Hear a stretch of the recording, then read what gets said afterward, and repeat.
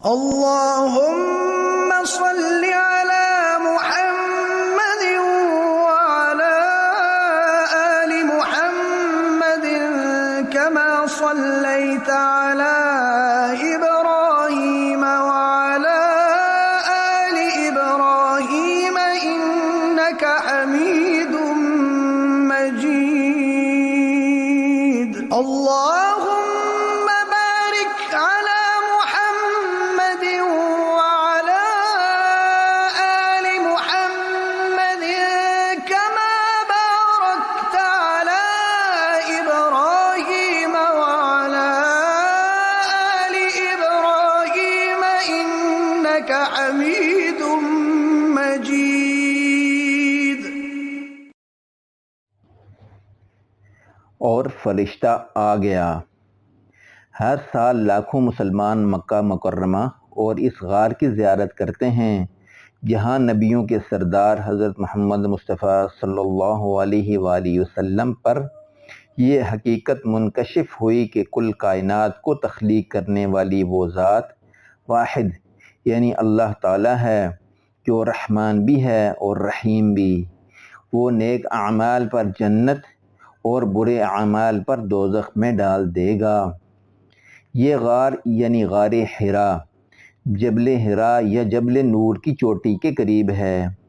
پہاڑی کے دامن سے دیکھیں تو زیادہ دور معلوم نہیں ہوتی، مگر چڑھنے لگیں تو سمجھ آ جاتی ہے کتنا مشکل ہوتا ہوگا نبی کریم صلی اللہ علیہ وآلہ وسلم کا اس غار تک پہنچنا۔ اگرچہ اس وقت آپ ادھیڑ عمر تھے، لیکن کسی نوجوان کا بھی وہاں تک جانا آسان نہیں۔ غار کی لمبائی 12 فٹ اور 6 فٹ چوڑائی ہے۔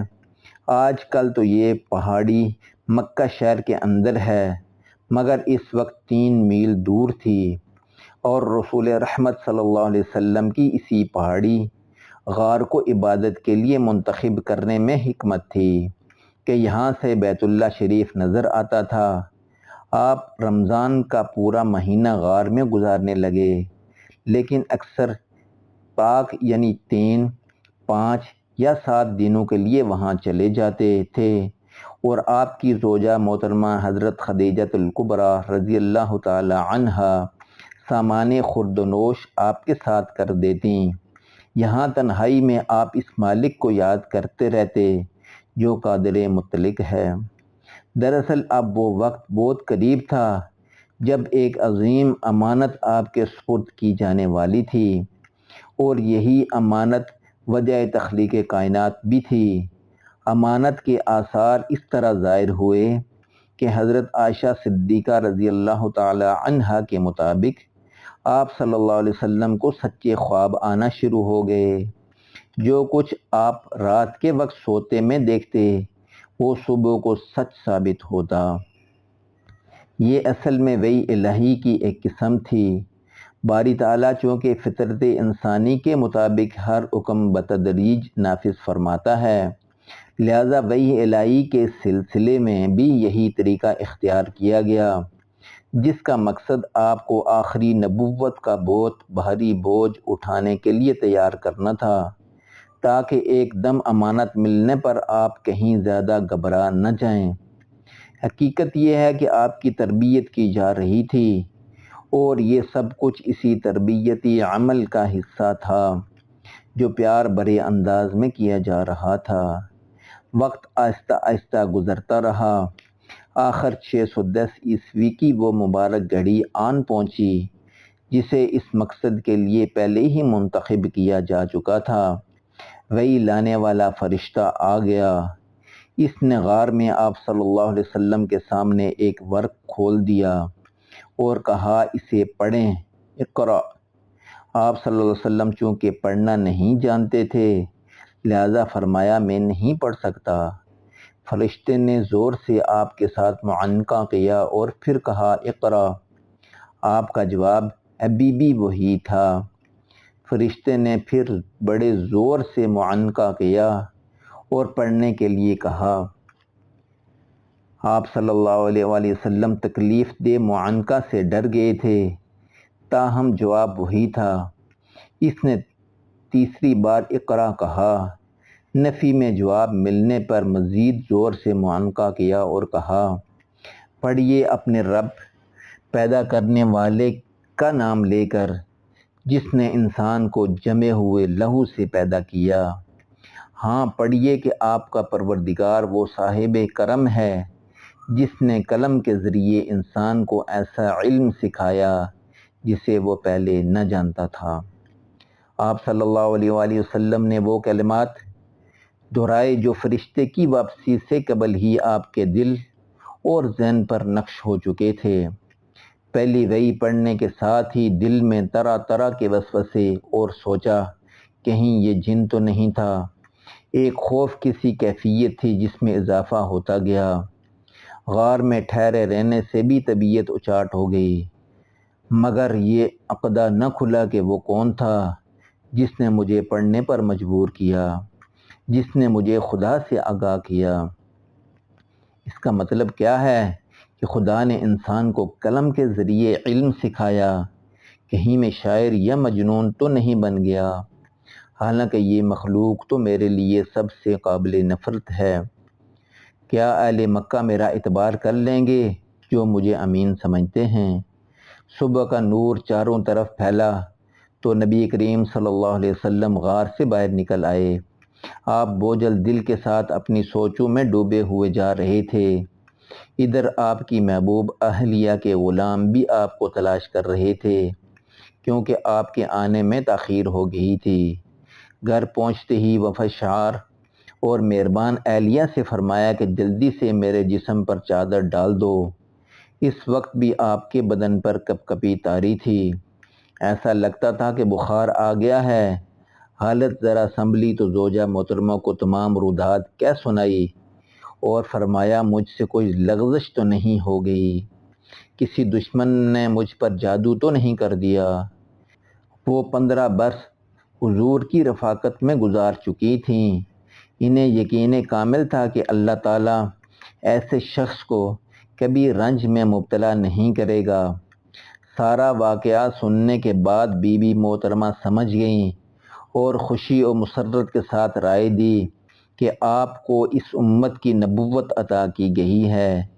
جبریل آپ پر وحی لائے تو روایات کے مطابق یہ پیر کا دن اور رمضان کی طاق رات تھی۔ نزول وحی کی رات کو لیلۃ القدر بھی کہا گیا ہے اور اسے رمضان کے آخری عشرہ کی 5 طاق راتوں میں تلاش کرنے کی ہدایت کی گئی ہے۔ وحی کی رودات سننے کے بعد سیدہ آپ کو اپنے چچا زاد بھائی ورقہ بن نوفل کے پاس لے گئیں، جو شرک چھوڑ کر توحید پرست ہو گئے تھے اور تورات و انجیل کے عالم تھے۔ سیدہ نے حضرت جبریل کی آمد کا حال سنایا تو وہ پکار اٹھے کہ یہ تو وہی پیغمبر ہے جو حضرت موسیٰ اور حضرت عیسیٰ کے پاس اللہ کا پیغام لایا کرتا تھا۔ ورقہ بن نوفل نے بتایا کہ کتابوں میں اس دور میں بھی ایک پیغمبر کی آمد کی خبر ہے اور پھر نشانی بتائی۔ انہوں نے سیدہ سے کہا کہ تمہاری موجودگی میں وہ شخص جبریل محمد کو دکھائی دے تو سر پر سے دوپٹہ اتار دینا، وہ غائب ہو جائے گا۔ تو اللہ کا فرشتہ اور وہی موجود رہے تو شیطان ہوگا۔ ورقہ بن نوفل نے حضور سے تمام ماجرا سنا، پھر آپ کے سر مبارک کو چوما اور کہا، اے محمد، میں آپ کو خوشخبری دیتا ہوں، حضرت عیسیٰ نے خوشخبری دی تھی کہ میرے بعد پیغمبر آئے گا جس کا نام احمد ہوگا، آپ ہی وہ پیغمبر ہیں۔ ورقہ بن نوفل نے مزید فرمایا، یہ لوگ آپ کی تکذیب کریں گے، آپ کو تکلیفیں پہنچائیں گے، آپ کو مکہ سے نکال دیں گے اور آپ سے جنگ بھی کریں گے۔ اگر میں زندہ رہا تو ہر طرح سے آپ کا ساتھ دوں گا۔ وہ بوڑھے اور بینائی سے محروم تھے، انہوں نے حسرت سے فرمایا، کاش میں اس وقت جوان ہوتا اور آپ کی مدد کر سکتا۔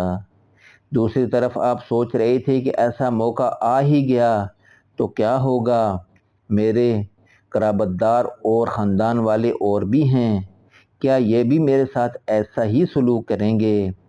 ورقہ بن نوفل کا فرمانا سچ ثابت ہوا۔ بعثت کے بعد کفار مکہ نے دعوت ایمان کی راہ میں قدم قدم پر کانٹے بچھائے، روڑے اٹکائے۔ آپ اور آپ کے ساتھیوں پر وہ کون سا ستم تھا جو چشم فلک نے نہ دیکھا ہو، اور آخر حق کے پروانوں کو مکہ شہر سے بھی نکلنا پڑا۔ ذکر وحی کا ہو رہا تھا۔ اب رسول کریم صلی اللہ علیہ وآلہ وسلم وحی کی حلاوت اور شیرینی کو محسوس کرنے لگے تھے۔ کئی دن گزر گئے مگر وہ فرشتہ دوبارہ نہیں آیا۔ وحی کا سلسلہ گویا رک گیا۔ آپ اس کی لذتوں اور لطافتوں سے محروم و پریشان تھے۔ ایک دن جب صبح کا نور پھیلا تو رسول اللہ صلی اللہ علیہ وآلہ وسلم پریشانی کی حالت میں غار سے باہر نکل آئے۔ آپ بوجھل دل کے ساتھ سوچوں میں ڈوبے جا رہے تھے کہ آسمان کی طرف سے وہ آواز آئی، اے محمد، آپ بلا شبہ اللہ کے رسول ہیں اور میں جبرائیل ہوں۔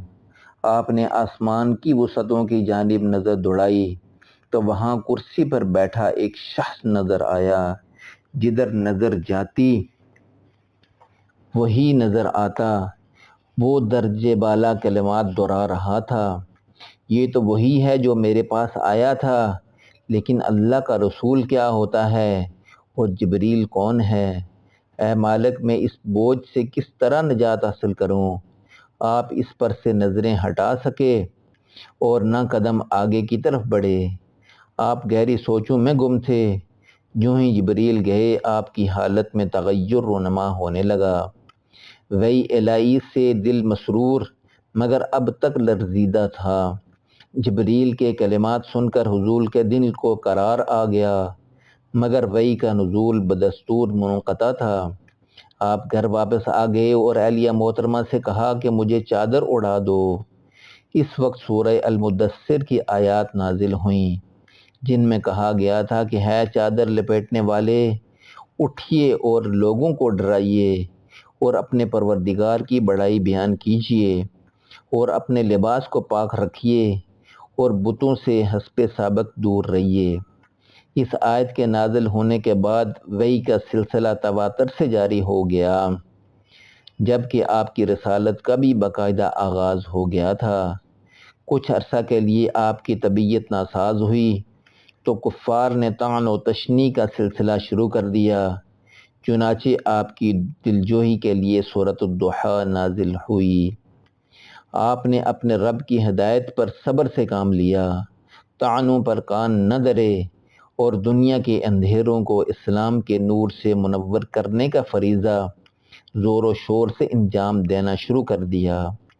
جوں جوں آپ کو وحی الہی کے ذریعے ہدایات ملتی جاتیں، آپ اپنے قدم آگے بڑھاتے جاتے۔ اس دوران ناکامیاں بھی ہوئیں اور آپ کے پیغام کے مخالفوں کو منہ کی بھی کھانا پڑی۔ اسلام کا چراغ جلا تو اس سے روشنی حاصل کرنے والوں میں سب سے پہلے ہستی آپ کی زوجہ محترمہ حضرت خدیجۃ الکبریٰ رضی اللہ تعالی عنہا تھیں۔ آزاد مردوں میں جناب ابو بکر صدیق رضی اللہ تعالی عنہ نے پہل کی، جن کا اصل نام عبداللہ تھا۔